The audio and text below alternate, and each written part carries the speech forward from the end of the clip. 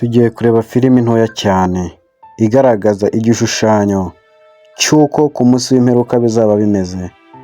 Ese bizaba bimeze gute koko mu by'ukuri? Ese Kristo azagaruka? Yego nibyo azagaruka. Abamarayika dore baramwiteguye, ikirere kizijima, inkuba zikubite, abamarayika bavuza impanda.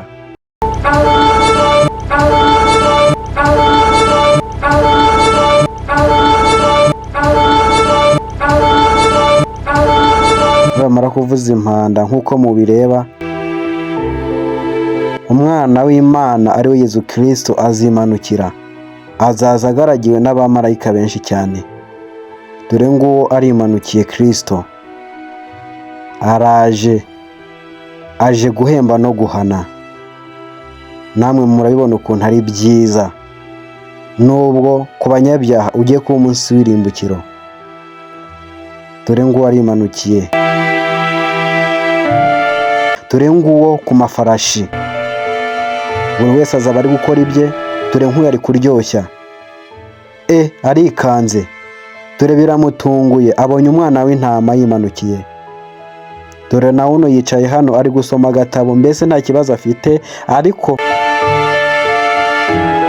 dore nawe abonye umwana w'Imana Kristo arimanukiye, aje guhemba no guhana. Dore uruhanga rwe ukuntu rubengerana nk'izahabu.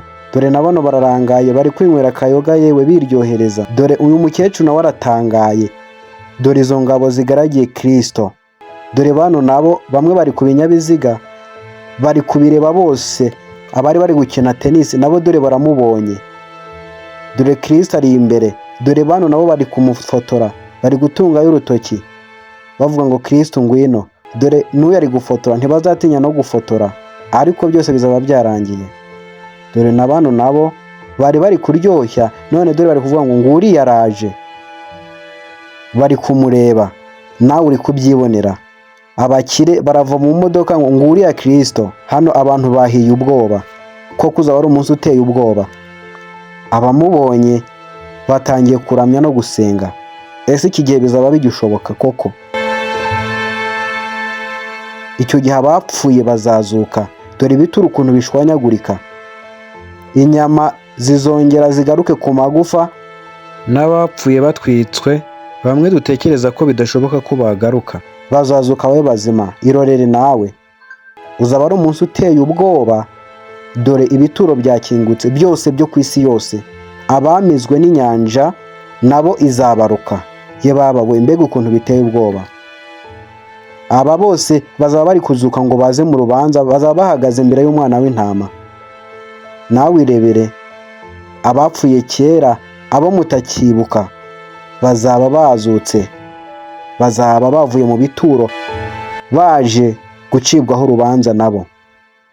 Intebe y'umwana w'intama ari we Yezu Kristo izaterwa, ngiyi yarateguwe, intebe azicaraho maze agaca imanza koko.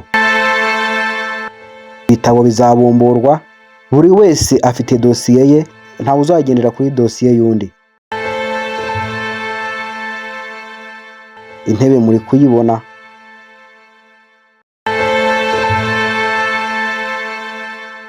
irashashagirana cyane, ubwiza bwayo nta mwana w'umuntu wabwigondera. Irebere umubare ukuntu ungana, uzaba ari mwinshi cyane koko. Imibare squillions of numbers y'abantu baje kumva urubanza. This is the last day of judgment, the end of the earth. There will be New Jerusalem.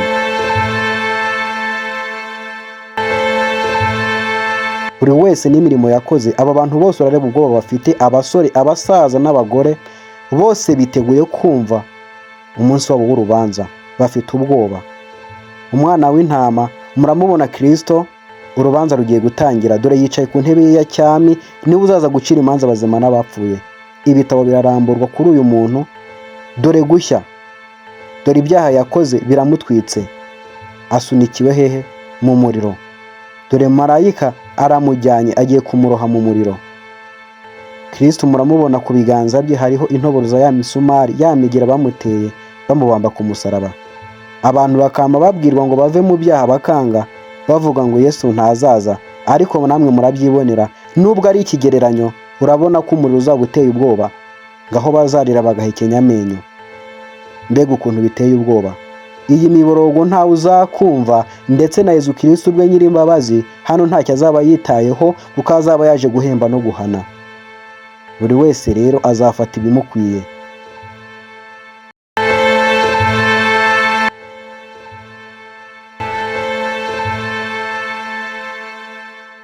Mbega ibintu biraba bibi. Dore uyu nawe igitabo cye kirabumbuwe. Kwa kundi kwirengagiza abakene, akinezeza mu by'isi. Dore yari umutunzi ariko ntacyo yigeze afasha abakene.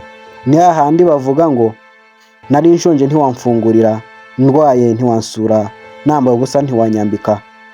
Hano bazamubaza ngo nakumenye ryari, nanze kugufungurira ryari Nyir'ijuru. Nuko Yesu azavuga ngo igihe utabigiriye umwe muri bamwe baciye bugufi, n'ubundi n'igihe utabigiriye, uwo nawe urubanza rwe rurakaswe, agiye mu muriro atyo. Bantu namwe mwirebere, niba ugize icyo ufite nyakugira Imana, nyakugira ubugingo no kurokoka ku munsi w'imperuka, fungurira abandi. Dore uyu nawe urubanza rwe rurakaswe, nk'uko mubireba ni umusambanyi kabombo.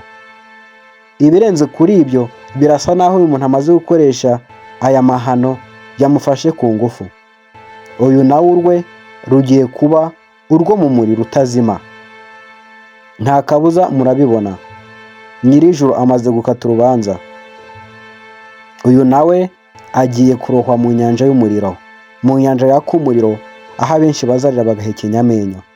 Ariko nyamara muri Yesaya igice cya mbere, Yesu aravuga ngo muze tujye inama, munsabe imbabazi bigishoboka. Muri Yesaya 55 ibice 6 akavuga ngo mushake Uwiteka bigishoboka kabonwa. Ndababwiza ukuri ko imbabazi zizashira, urubanza ruzakatwa, kandi numara gukatwa nta ruswa izabaho, kuko ni Kristo ubwe Nyir'ijuru, umwami w'abami, azaba arimo akata urubanza. Ntazajya ruswa rero, ndakugira inama yo guhindukira. Kuva mu byaha rero ni amahirwe kuri wowe. Kuva mu businzi, ubusambanyi n'ubutinganyi ni amahirwe kuri wowe. Ni ukuri uyu munsi w'imperuka uzaba. Mwibuke abo kwa Nowa, bahawe imbuzi ntibumva, ariko byarangiye barimbuwe n'umwuzure. Dore ni ukuri namwe mundebere, uruzaba ruri gukatwa. Ni urwo gupfa, ni urwo gushya, ni urwo gutabwa mu muriro, mu nyenga y'umuriro, mu mazuku. Nawe wagaruka ugahindukira. Uyu nawe reka turebe, nawe yirengagije abakene, akomeza mu byo kwinezeza. Reka uyu turebe nawe urubanza rwe koko niba rusomwe. Urubanza rwe rurasomwe, nawe basanze ari umusambanyikazi. Nyamuneka niba uri kureba iki kigereranyo cy'uko ku munsi w'imperuka bizaba bimeze, ndakugira inama yo guhindukira Kristo bigikunda, kuko aracyatanga imbabazi, maze ukamubwira ngo ndabiretse, byose ndabiretse, kwiba ndabiretse. Namwe mundebere, biragaragara ko ari umugabo n'umugore ariko batashakanye. Bantu baca abagore banyu inyuma, mugaca abagabo banyu inyuma, akanyu kazaba kashobotse. Namwe mundebere, ni benshi abari kujya mu muriro, ni benshi, kandi urubanza rurakomeje. Abantu bafite ubwoba ariko ntacyo biri buze kubamarira. Reka turebe n'uyu nguyu urubanza rw'uko rugenda. Nyamara urubanza rw'uyu narwo rubaye urw'umuriro. Biteye ubwoba, biteye ubwoba, ndababwiza ukuri. Muhamagarane bantu b'isi yose, muve mu byaha. Nyabuneka reka dushake Uwiteka bigishoboka kabonwa, naho ubundi ahacu hazibagirana. Igihugu cyo mu ijuru twumva cyazaba amateka. Gukorera Imana nibwo buryo bwonyine bushobora kuzaturokora. Reka turebe n'uyu, urubanza rwe rurasomwe. Dore yariye ruswa, atanze ruswa, kandi ijambo ry'Imana riratubwira ngo ducire imanza zitabera imfubyi n'abapfakazi. Abakira impongano n'ibitabagenewe bose murabona ko barishimye, ariko urubanza rwabo uyu munsi rwageze. Ahari bibwiraga ko bidashoboka, ariko dore urubanza rwabo uko ruciwe. Ishusho y'ibyo wakoze nawe ibyo wakoze izajya ikunyura imbere, maze rwanzurwe ko ugiye mu ijuru cyangwa ugiye ikuzimu. Hano nta haleluya twatera, bizaba byagoranye. Buri wese azaba arwana no gukiza amagara ye, ntibizaba bigikunda. Hazaba hari urubanza rutabera, kandi uzabuca imanza wenyine ni Kristo, umwami w'abami. Reka turebe n'uyu. Namwe rero abasenze ibigirwamana, abiringiye abapfumu, bakiringira amafaranga n'amamodoka n'amazu, mbese bakanga guha icyubahiro Imana ikwiye, ibyo nabyo bifatwa nk'ibigirwamana. Namwe rero dore ikibategereje, nimureke mwirebere ikizaba kibategereje. Icyiza ni uko wava mu bapfumu, kuroga no kuraguza, maze nawe ukaza Kristo w'abami, kuko niwe nzira yonyine igera mu ijuru. Ukaza munsi y'umusaraba akakubabarira. Urubanza rwabo dore rurakaswe ab'ibigirwamana. Ishusho yabo urabonye ko nibarambura igitabo, paje yabo ihitizaho ibyo bakoze byose. Abo nabo igihembo cyabo ngiki murakireba, ni inyanja y'umuriro. Biteye ubwoba. Nyagasani, teramo umwuka wo gusaba imbabazi abantu bawe, naho ubundi bizaba bigoranye.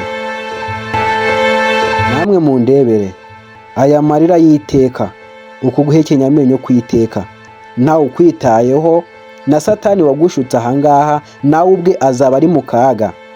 Icyiza rero ni uko waza ukegera Kristo akakugirira neza nk'ibisanzwe. Muranyumva ndi Petros Kefa, ariko ibi ndi kubabwira mwigiremo byinshi. Nubwo ari ikigereranyo, ariko ntaho bigiye kure, bizaba birenze ibi. Reka turebe urubanza rukomeze. Ibitabo bizakomeza kubumburwa kugeza urubanza rurangiye. Ikigaragara, uyu muntu yari umuntu ukunda gusenga, yubahaga Imana mu byo yakoraga byose. Reka turebe imirimo ye. Urabona ku nzira yajyaga aca ku mfubyi n'abapfakazi, akabafasha, akabafungurira, agakunda kwigisha no gukora ubutumwa ahumuriza abantu, ababwira ibyiza by'ingoma ya Yezu Kristo. Nk'uko mubireba, urubanza rwe rubaye rwiza. Imirimo yakoze nawe uyu munsi wayikora. Wafasha imfubyi, wafasha abapfakazi, wakwigisha abantu. Dore umucyo w'ijuru uramumanukiye. Ayiwe, mbega ukuntu ari byiza. Dore ahindutse agasore. Marayika aramujyanye, amujyanye aheza mu ijuru. Dore nyir'intebe, nyir'ubwami ukuntu yishima, kuko abonye uwamukoreye neza. Ibi bintu nawe wabikumbura. Ibi ngibi nawe uri kubona bizakunyura mu maso, wabyanga wabyemera. Dore mu ijuru wahabonye nawe. Ibitabo birabumburwa uwo munsi. Uzaba ari umunsi w'urubanza, nta kindi. Ibitabo birabumburwa, wenda hari na paje yawe yabigezweho. Dore abajya mu ijuru, dore uko bimeze. Ayiwe, dore mu ijuru, dore muri ubwo bwami. Namwe mubirebe. Dore wa wundi yageze mu ijuru, yatangiye gutembera mu ijuru. Ni ukuri, ni byiza. Dore abamarayika ukuntu bameze.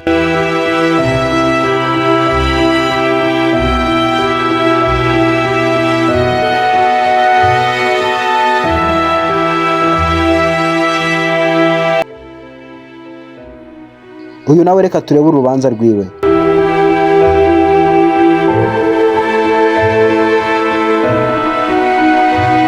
Tubonye wageze mu ijuru ko ari heza, twabyiboneye n'amaso yacu. Reka tuze turebe ngo urubanza rukurikiyeho rwo rwagenda gute.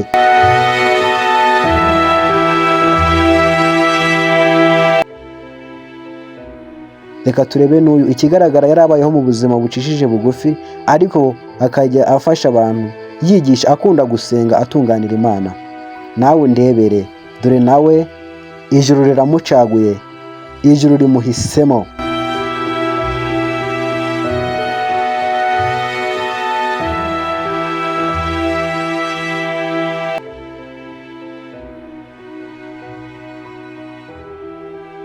Gufungurira abantu, gufasha abantu, gukunda Imana mu bukire no mu bukene. Yobu yaravuze ngo nta kizankuraho kuba inyangamugayo, kuko nzi neza ko mpishiwe ubwami bw'ijuru. None rero nawe uyu munsi, niba waryaga ruswa, ukarenganya abantu, ugaca inyuma uwo mwashakanye, ukamuhisha imitungo cyangwa n'ibindi byose, uhereye uyu munsi ubireke, kubera ko uri mu kaga.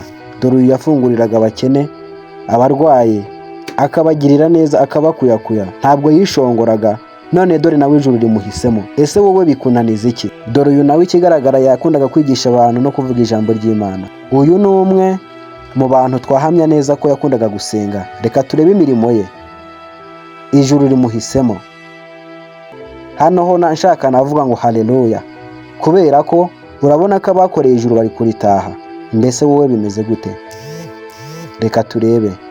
Ibitabo biracyabumburwa. Yego, reka dukomeze turebe.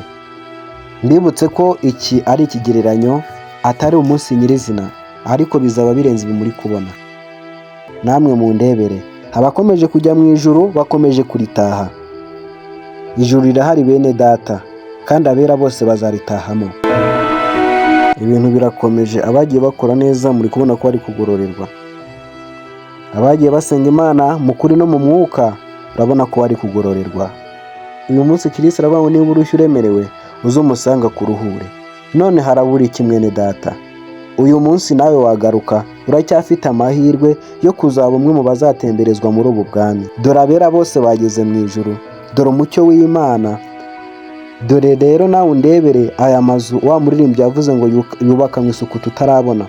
Dore amazu abamarayika bazaba batuyemo. Mbibutse ko bazaba bambaye undi mubiri mushya utagipfa, nta kubabara, nta kurira.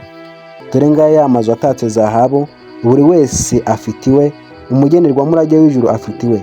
Icyo nakwifuriza nawe ni uko wagiramo umurage, ni uko wagiramo inzu. Dore ingoro y'Imana Data aho izagiramirizwa, aho abamarayika bayo bazajya bayiramiriza. N'ubu mbibutse ko bayiramya bavuga ngo urera, urera, uzahora wera. Dore ngaha abantu bazaba bamurikiwe n'umucyo w'Imana. Namwe mu ndebere, hatatse amazahabu, abamarayika bahagaze imbere y'umucyo w'Imana bayiramya. Dore ukuntu bizaba bimeze rero muri ya ngobyi nshya, Yerusalemu nshya. Namwe mu ndebere, abantu babana n'inyamaswa nta kuryana. Ndebere abana bicaye imbere y'intare y'amadubu. Abamarayika dore ndebere ni ukuguruka. Ndebere indabyo nziza, abantu bazaba baguruka, mbese bazaba babaye nk'abamarayika. Ntabwo bazaba bacyambaye umubiri tubona.